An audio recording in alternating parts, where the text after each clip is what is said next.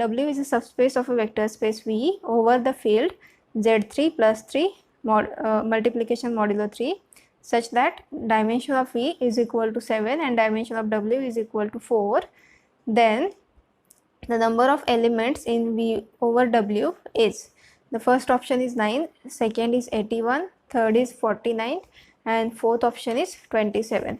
So here just recall that if, so we will use this result, if the dimension of V over say K is a field is equal to say n is finite natural number, then this V is isomorphic to Kn.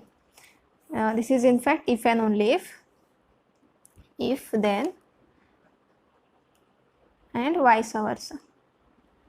So let us just use this result. Now here we have given that this Z3 is a field and dimension of V over this field is 7. So let us write this. So here K is equal to Z3 and these are just operations on Z3. So let us just write it as Z3. So dimension of phi, here the field is Z3 over Z3 is 7. So this gives us phi is isomorphic to Z3 raised to 7, right, by using this result.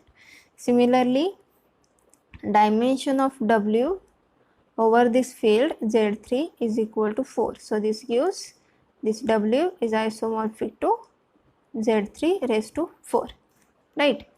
And now let us just recall that, so V by W is also a subspace of V, right. So this V by W, its cardinality is same as the cardinality of V divided by the cardinality of W. So here now this V is isomorphic to this, so this gives us this cardinality of V is equal to cardinality of this set. So it is, let me write here, Z3 raised to 7 means Z3 cross Z3 and so on up to Z3. This is 7 times, right. So this is 3 into 3 into 3 up to 7 times. So it is 3 raised to 7. Similarly, here the number of elements in W is equal to number of elements in Z3 raised to 4, which is equal to 3 raised to 4, right. So this is just equal to 3 raised to 7 divided by 3 raised to 4, which is equal to 3 raised to 3, which is 27. So I have used here that V is a subspace over this, that means it is a group over Z3, and W is a subspace, so it is a subgroup over Z3, and I have used that result that if G is a group and H is a subgroup, then this cardinality is equal to cardinality of G by cardinality of H here. So you can either use this, so or you just use the dimension. So the dimension of phi over W is equal to, we know that this is equal to, phi is a vector space and W is a subspace of V. So dimension of V minus dimension of W. This is a standard result. Now we know that dimension of V is equal to 7, which is given to us, and dimension of W is equal to 4. So this dimension is 3, right. But now we know that this is a subspace over the field Z3, right. That means phi by W is isomorphic to Z3 raised to 3, because now recall that if dimension of V over K is n, then V is isomorphic to K raised to n. So here the dimension over Z3 is equal to 3, so V by W is isomorphic to Z3 its cube. So here the number of elements in this V over W is equal to number of elements in Z3 raised to 3, which is equal to 3 cube, right? So it is again 27. So by both the methods we have the answer is this option number 4, 27 is the correct option. Now let us solve another question. We have given a matrix A is equal to 1 0 0 1 minus 1 0 1 2 2, then a raised to 4 minus 2 a cube minus a square plus 2 times I is equal to. So let us just find out the characteristic polynomial, and then we will use that Cayley-Hamilton theorem. Just note that we do not have to calculate all these powers, right? A raised to 4, then a cube and so on. The standard way is you just find out characteristic polynomial and then use Cayley-Hamilton theorem.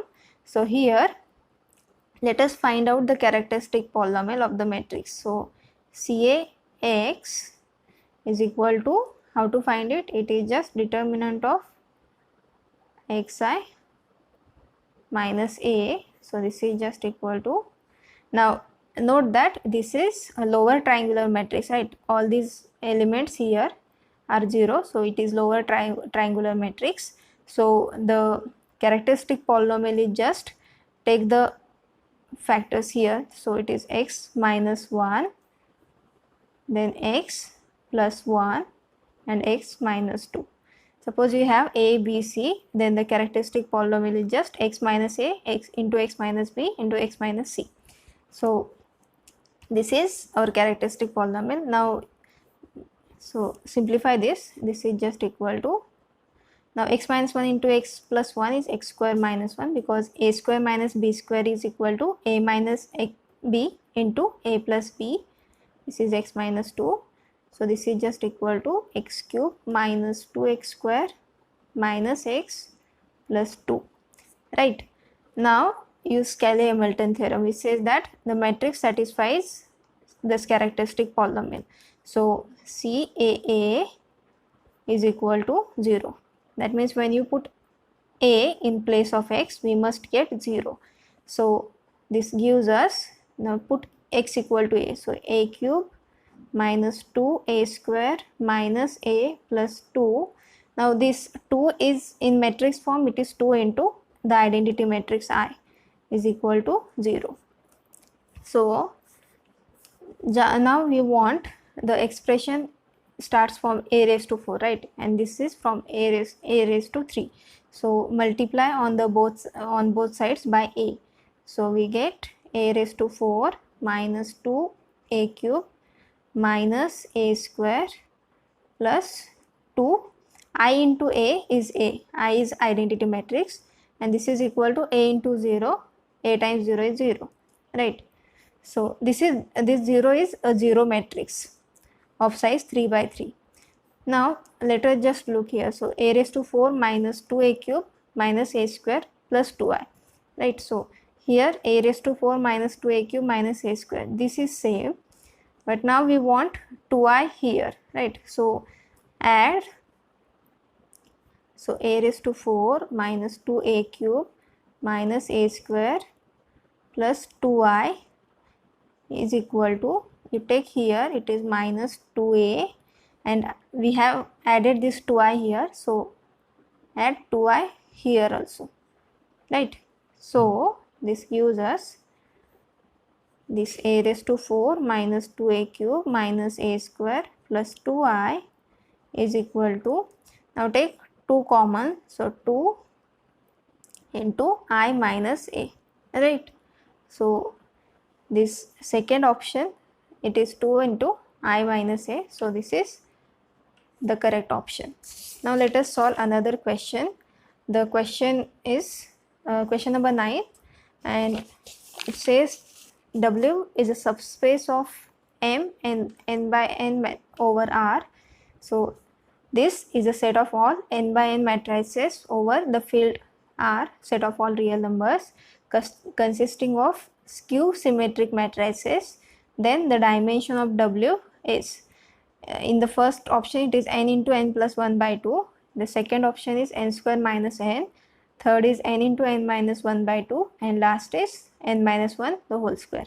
So this is important question. let us just find out the dimension of this W. So W consists of skew symmetric matrices, right? So A is skew symmetric matrix. A is n by n matrix over R such that this A is skew symmetric, right? So what is the definition of skew symmetric? If we have A is equal to Aij, this is n by n matrix, that means I and j, 1 is less equal this is less equal n for all I and j, then skew symmetric means Aij is equal to minus of ji minus Aj, right? And this is for all I and j. So here just note that when we have A is such matrix, A start with this A11, then A12, A13 and so on, then A1n, then A21, A22, A23, A2n and so on, then AN1, AN2, AN3, ANN. If we have this matrix, then just impose this condition on this matrix. So whenever we have I is equal to j, that means on these diagonal elements we have both these suffices are same, right? 1 1 2 2 3 3 and up n. So here whenever j is equal to I, we have aii is equal to minus of aii, and this is for all I. So this is just, you take this minus here, so it is 2 times aii is equal to 0. Now 2 is not 0, so this gives aii is equal to 0 for all I. That means all the and this I varies from 1 to n, right?